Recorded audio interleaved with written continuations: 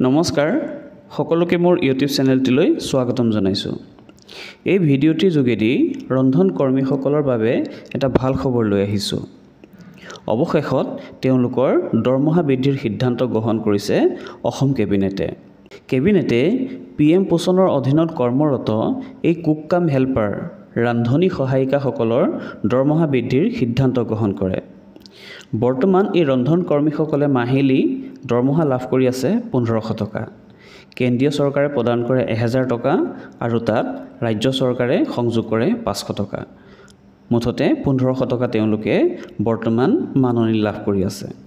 অহা 1 অক্টোবৰ 2025 তাৰিখৰ পৰা এই ৰান্ধনী সহায়িকাসকলে মাহিলী 2000 টকাকৈ দৰমহা লাভ কৰিব। এই সিদ্ধান্ত আজি অসম কেবিনেটে গ্ৰহণ কৰিছে।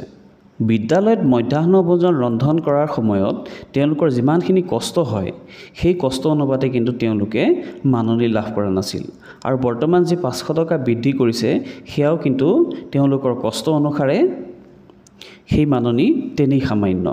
গতিকে আমি আশা ৰাখিছো ভৱিষ্যতে পৰ্যায়ক্ৰমে অসম চৰকাৰে তেওঁলোকৰ মাননি বৃদ্ধিৰ সিদ্ধান্ত গ্ৰহণ কৰে যেন। আজিলৈ ইমানেই। ভিডিঅ'টি লাইক কৰিব, শ্বেয়াৰ কৰিব আৰু আশা ৰাখিছো এনে ধৰণৰ ভিডিঅ'সমূহ পাই থাকিবৰ কাৰণে চেনেলটি ছাবস্ক্ৰাইব কৰিব। ধন্যবাদ।